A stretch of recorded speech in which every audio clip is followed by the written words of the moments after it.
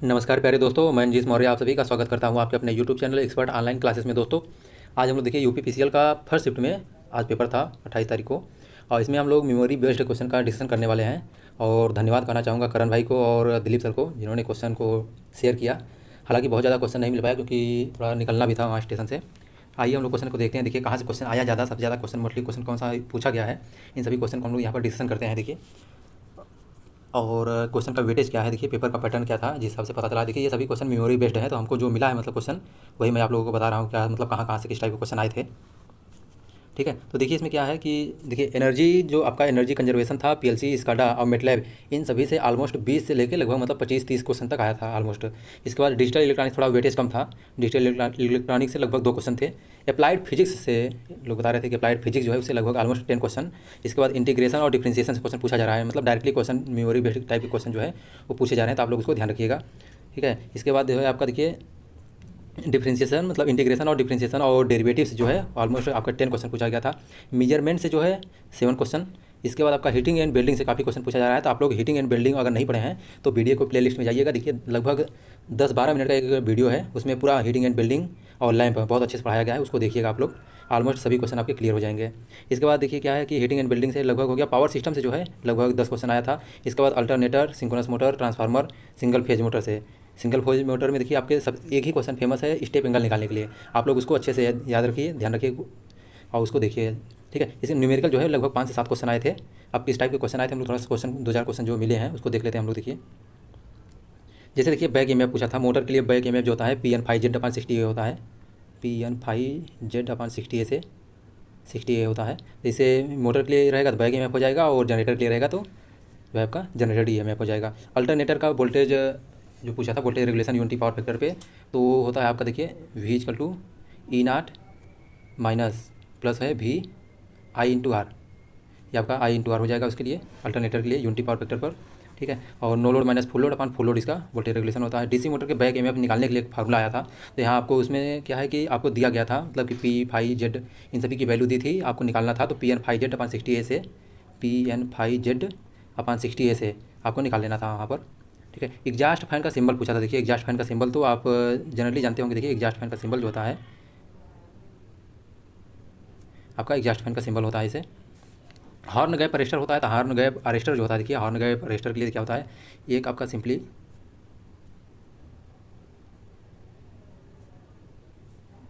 इस टाइप से मतलब आपका इंसुलेटर होता है, और ये आपका केबल से बना रहता है। यहाँ से एक ले आके यहाँ से बीच में थोड़ा सा गैप रहता है, इसके बाद यहाँ से अर्थिंग रहती है इसका। जब कोई मतलब कि हॉर्न गैप अरेस्टर होता है, जब कोई मतलब लाइटिंग अरेस्टर इस पर पड़ती है जो, तो ये क्या होता है, इसके बीच का जो गैप है इंसुलेटिंग मीडियम का करता है, तो उसमें क्या होता है, ये एयर जो होता है ये ब्रेक डाउन हो जाता है।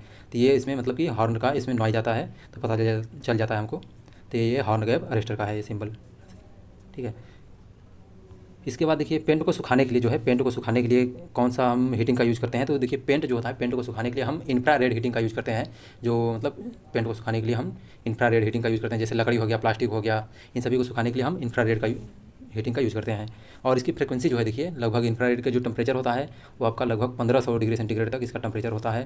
फ्रिक्वेंसी जो होता है लगभग 60 हर्ट्ज से लेकर लगभग 300 गीगाहर्ट्ज तक, 300 गीगाहर्ट्ज तक इसकी ऑपरेटिंग फ्रिक्वेंसी होती है इंफ्रारेड की। ठीक है, और आपसे क्वेश्चन पूछा जाता है, मतलब मोस्ट इंपॉर्टेंट है कि ऐसा कौन सा हीटिंग है जिसकी जो है पावर फैक्टर जो होता है लीडिंग होती है, तो देखिए कौन सी होती है, उसको हम लोग डाइलेक्ट्रिक हीटिंग बोलते हैं। डाइलेक्ट्रिक हीटिंग होता है। ठीक है, और डाइलेक्ट्रिक हीटिंग का यूज़ कहाँ करते हैं हम, तो इंसुलेटिंग मटेरियल को मतलब गर्म करने के लिए, हीट करने के लिए हम डाइलेक्ट्रिक हीटिंग का यूज़ करते हैं। आप लोग इसको भी थोड़ा ध्यान रखिएगा। जो डाइलेक्ट्रिक हीटिंग होती है उसकी ऑपरेटिंग फ्रिक्वेंसी जो होती है वो 10 से लेकर 30 जो है वो मेगाहर्ट्ज तक होती है, 30 मेगाहर्ट्ज तक होती है। ठीक है, नेक्स्ट क्वेश्चन है देखिए केल्विन लॉ जो है, केल्विन लॉ पूछा गया था। तो एनुअल डिप्रिसिएशन के लिए केल्विन लॉ जो है ये मतलब कि कंडक्टर की साइज़ को डिसाइड करने के लिए बना है। तो इसमें क्या होता है कि कंडक्टर का मतलब एरिया हम ऐसा डिजाइन करते हैं जिस पर कंडक्टर की साइज़ मिनिमम हो। स्टेटमेंट कुछ मतलब दिया गया था उसमें शायद, तो ये पूछा गया था केल्विन लॉ के लिए। तो उसके लिए देखिए क्या होता है, तो आपका जो एरिया निकल के आता है, एरिया इक्वल टू आता है अंडर रूट में P3/P2 होता है। तो यहाँ से ये मतलब इसका कंडीशन आता है, तो ये पूछा गया था आपसे। पर्यावरण सब्जेक्ट जो है मतलब कब लाया गया था पढ़ने के लिए, जो है क्लास में किया गया था, तो उसमें देखिए पर्यावरण सब्जेक्ट के लिए आई थिंक ये 2008 में आया था। आप लोग कमेंट करके बताइएगा कि कब आया था शायद।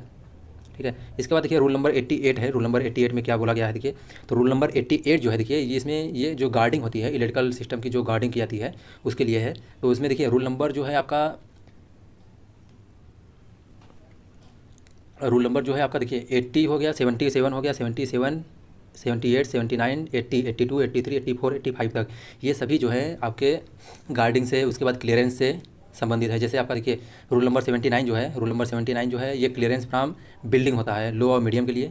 79 जो होता है ये क्लियरेंस किसके लिए, बिल्डिंग के लिए है, बिल्डिंग के लिए, लो और मीडियम के लिए होता है, ठीक है, लो और मीडियम के लिए होता है। इसके बाद आपका जैसे हो गया 78 हो गया, 78 में क्या है देखिए, तो 78 हो गया, 79 हो गया, 80 जैसे हो गया, 80 आपसे मतलब 88 तो पूछा ही आपसे, तो 88 में क्या है कि 88 जो होता है ये आपके गार्डिंग के लिए होता है, गार्डिंग ऑफ इलेक्ट्रिकल सिस्टम के लिए होता है, ठीक है। इसके बाद देखिए क्या है आपसे 66 kV के जो सभी सस्पेंशन टाइप इंसुलेटर होता है उसमें कितना डिस्क लगेगा ये पूछा गया था आपसे। तो देखिए जो है ये आपका 66 मतलब लाइन वोल्टेज डिवाइडेड बाई 11 से आप मल्टीप्लाई डिवाइड कर दीजिए, तो आपका जो आएगा 6 आ जाएगा, तो 6 होता है। थोड़ा सा जान लीजिए सबके लिए देखिए, तो जो 11 किलो वोल्ट की लाइन होती है, 11 किलो वोल्ट की लाइन के लिए जो है सस्पेंशन इंसुलेटर एक होता है, और इसके बाद 33 किलो वोल्ट के लिए जो लाइन होती है, 33 किलो वोल्ट की लाइन के लिए कितना होता है देखिए, 11 के लिए 1 होता है, 33 के लिए जो होता है वो लगभग 3 होता है, ठीक है। इसके बाद जो है 66 किलो वोल्ट के लिए 5 से 6 होता है, तो जनरली 6 लेते हैं हम। इसके बाद 132 केवी की लाइन आती है, 132 केवी की लाइन के लिए 9 होता है। इसके बाद आपका आती है 220 केवी की लाइन, 220 केवी की लाइन के लिए कितना होता है, 220 केवी की लाइन के लिए 14 होता है, ठीक है, 14 होता है। और इसके बाद आपका 400 किलो वोल्ट की लाइन आती है, 400 किलो वोल्ट की लाइन के लिए कितना होता है, 22 होता है ये, ठीक। और आपका क्या आता है 765 आता है, 765 के लिए जो है 765 किलो वोल्ट की लाइन के लिए कितना होता है, ये 29 होता है, 29 होता है, ठीक है। तो ये आप लोग ध्यान रखिएगा, पूछा जाता है ये सब क्वेश्चन। तो ये सब अगर क्वेश्चन छूट रहा है तो मतलब समझ लीजिए आप लोग बहुत पीछे जा रहे हैं।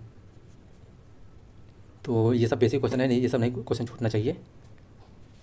इसके बाद देखिए वाट मीटर रीडिंग से कुछ क्वेश्चन पूछा गया, तो उसमें आपको वाट मीटर की रीडिंग दिया गया था, तो आपसे रिएक्टिव पावर पूछा था। तो इसके लिए देखिए रिएक्टिव पावर के लिए वाट मीटर की रीडिंग जो होती है, तो अगर रिएक्टिव पावर के लिए Q इक्वल टू जो होता है 3 फेज के लिए है, तो Q इक्वल टू होता क्या है देखिए, उसमें होता है अंडर रूट जो है, under root W1 minus W2 होता है, ये होता है। या तो फिर इसी को 3 फेज की है तो 3 इंटू VI साइन 5 होता है, VI साइन 5, या फिर √3 W1 माइनस W2। इसमें आपको देखिए फार्मूला ये लगेगा, √3 से आपको मल्टीप्लाई कर देना है और W1 माइनस W2 होता है ये फार्मूला, ठीक है। रिएक्टिव पावर आपका आसानी से निकल जाएगा।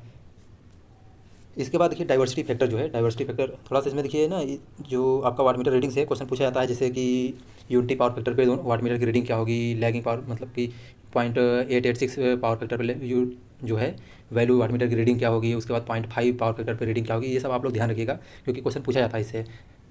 तो इसमें देखिए जो यूनिटी पावर फैक्टर होता है दोनों रीडिंग बराबर होती है, आप लोग थोड़ा सा अगर नोट करना हो तो नोट कर लीजिए, दोनों रीडिंग बराबर होती है। 0.866 जो होता है यानी 30 डिग्री पर पावर फैक्टर एक रीडिंग जो होती है, एक वाट मीटर की रीडिंग दूसरे की दोगुना होती है, और 60 डिग्री या तो फिर 0.5 पावर फैक्टर पे एक रीडिंग मतलब कुछ वैल्यू देती है और दूसरी रीडिंग जो होती है वो 0 होती है, ठीक है। इसके बाद आपका जो है 0 पावर फैक्टर जो होता है जो है उसमें क्या होता है कि W1 एक दूसरे के जस्ट अपोजिट होती है, W1 equal to minus W2 होता है, ठीक है। इसके बाद देखिए थायरिस्टर का प्रोटेक्शन के लिए पूछा जाता है, तो थायरिस्टर का प्रोटेक्शन करने के लिए ये मोस्ट इंपॉर्टेंट क्वेश्चन देखिए, थायरिस्टर के में करंट कंट्रोल करने के लिए हम क्या करते हैं, तो जैसे करंट का प्रोटेक्शन करने के लिए पूछा तो उसमें क्या करते हैं देखिए, अगर आप करंट प्रोटेक्शन के लिए यूज़ करते हैं तो करंट अगर प्रोटेक्शन के लिए यूज़ करते हैं तो हम क्या करते हैं उसमें फ्यूज या सर्किट ब्रेकर का यूज़ करते हैं। ओवर वोल्टेज जैसे होता है, अगर SCR को ओवर वोल्टेज से प्रोटेक्शन करने के लिए हम क्या करते हैं वोल्टेज क्लैंपिंग सर्किट या नॉन लीनियर रजिस्टर का यूज़ करते हैं। ओवर करंट से प्रोटेक्शन के लिए फ्यूज या सर्किट ब्रेकर यूज़ करते हैं। और एक आता है आपका DI/dt होता है, ठीक है, DI/dt होता है, तो ये इंडक्टर को सीरीज में हम कनेक्ट करते हैं, इंडक्टर जो होता है सीरीज में कनेक्ट करते हैं SCR के। DV/dt जो होता है वो इनवर्स सर्किट हम यूज़ करते हैं, और गेट का प्रोटेक्शन करने के लिए हम लोग क्या यूज़ करते हैं, जीना डायोड यूज़ करते हैं, ठीक है। आप लोग ध्यान रखिए इसको। डाइवर्सिटी फैक्टर पूछा था देखिए, बिल्कुल आसान सा। डाइवर्सिटी फैक्टर क्या होता है देखिए, sum of all individual maximum demand divided by maximum demand on plant, sum of all individual demand divided by maximum demand on plant होता है डाइवर्सिटी फैक्टर। डाइवर्सिटी फैक्टर की वैल्यू जो होती है देखिए, हम चाहते हैं कि डाइवर्सिटी फैक्टर जितनी ज़्यादा वैल्यू होगी वो उसकी जो यूनिट कास्ट होगी, जनरेटेड यूनिट कास्ट होगी वो कम हो जाएगी, ठीक है।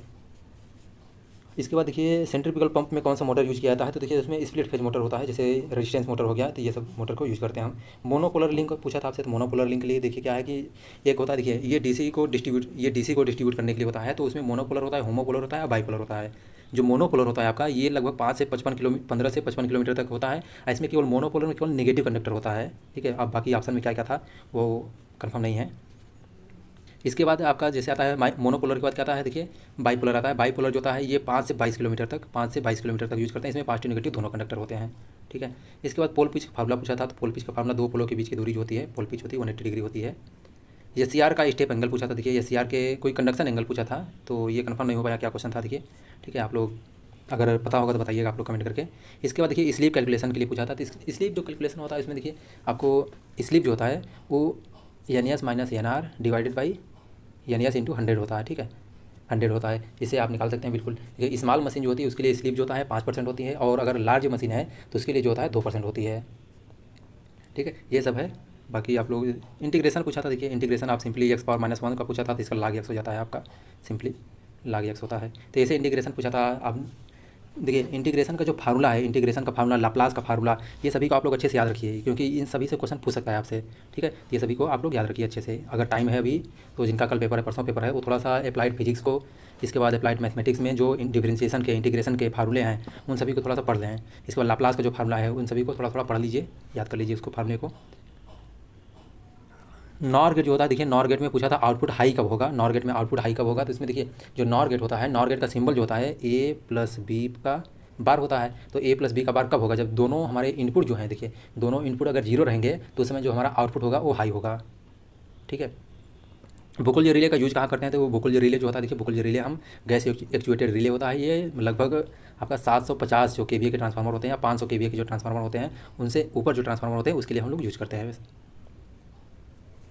इसके बाद देखिए इसमें गेट से देखिए कोई क्वेश्चन आते हैं, जैसे गेट होता है, गेट होता है, गेट दे देता है, उसके बाद एक नैंड गेट देता है, नैंड गेट, और इसके बाद आपका एक नॉर गेट दे देता है, ठीक है। बोलता है जैसे कि हमको गेट बनाने के लिए कौन कौन से गेट की जरूरत पड़ेगी, कितने नैंड गेट की, कितने नॉर गेट की जरूरत पड़ेगी। तो अगर आपको नॉट गेट बनाना है तो उसमें एक नैंड गेट एक नॉर गेट की जरूरत पड़ती है। अगर आपको एंड गेट बनाना है, नॉट गेट के लिए एक एक, ठीक है। इसके बाद आपको एंड गेट के लिए, एंड गेट के लिए 2 3 की जरूरत पड़ेगी, 2 नैंड गेट, 2 नैंड गेट और आपका 3 जो है नॉर गेट। इसके बाद और गेट अगर आपको बनाना है, और गेट बनाना है तो और गेट बनाने के लिए देखिए 3 जो है वो नैंड गेट और 2 जो है वो नॉर गेट की ज़रूरत पड़ती है। अगर आपको एक्स और गेट बनाना है, एक्स और गेट के लिए 4 जो है नैंड गेट और इसके बाद आपका जो है 5 जो है वो नॉर गेट की ज़रूरत पड़ती है। एक्स नॉर गेट बनाने के लिए, एक्स नॉर गेट जो होता है, एक्स नॉर गेट बनाने के लिए क्या है, आपको जो है 5 जो है नैंड गेट और आपको 4 जो है वो नॉर गेट की ज़रूरत पड़ती है। इसके बाद देखिए थोड़ा सा डिफ्रेंशिएशन का आप लोगों को फार्मूला यहाँ पर मैं बता देता हूँ। देखिए जो डी अपन डी एक्स जो होता है एक्स पावर एन होता है, एक्स पावर एन का जो है N into x power N minus 1 होता है। लॉग सी का जो है कोई कांस्टेंट होता है, इसकी जो डिफ्रेंशिएशन होता है वो जीरो होता है। D by D x E power x का ई पावर एक्स होता है। लॉग एक्स का डिफ्रेंशिएशन जो होता है 1/x होता है। लॉग एक्स बेस ए होता है तो 1/x लॉग ई बेस ए हो जाता है। इसके बाद एक पावर एक्स जो होता है, एक पावर एक्स का डिफ्रेंशिएशन जो होता है एक पावर एक्स लॉग ए बेस ई हो जाता है, और कोई कांस्टेंट होता है तो उसका जीरो होता है। साइन एक्स का डिफ्रेंशिएशन कास एक्स होता है, कास एक्स का माइनस साइन एक्स होता है। सेक एक्स का जो डिफ्रेंशिएशन होता है sec x into tan x होता है, और टेन एक्स का जो डिफ्रेंशिएशन होता है सेक स्क्वायर एक्स होता है। कॉट एक्स का जो होता है, कॉट एक्स का देखिए माइनस कॉसेक स्क्वायर एक्स होता है, और कॉसेक एक्स का cosec x into cot x होता है। ये सब आपको नहीं, यहाँ डिफ्रेंशिएशन का देखिए मल्टीप्लिकेशन का जो होता है, 2 फंक्शन अगर मल्टीप्लिकेशन में है तो first function into second function का differentiation plus second function into first function का डिफ्रेंशिएशन होता है। ये डिवीजन में है तो डिवीजन के लिए भी है, देखिए यहाँ पर आप लोग इसको देख। इसके बाद इंटीग्रेशन है, देखिए इंटीग्रेशन के लिए आप सिंपली इसको कर सकते हैं। देखिए एक्स पावर एन क्या होता है, एक्स पावर एन प्लस 1 अपन एन प्लस 1 होता है 1/x का लॉग एक्स होता है। ये देखिए आपके यूपीपीसीएल 2022 में पूछा गया क्वेश्चन है। एक पावर एक्स का एक पावर एक्स होता है। साइन एक्स का इंटीग्रेशन माइनस कास एक्स होता है, कास एक्स का साइन एक्स होता है, सेक स्क्वायर एक्स का टेन एक्स होता है, ठीक है। बाकी ये सब आप लोग देख लीजिएगा, ठीक है दोस्तों। बाकी आपको अगर क्वेश्चन याद आता है तो आप लोग क्वेश्चन को कमेंट करके बता सकते हैं, ठीक है दोस्तों। Thank you so much for watching my video.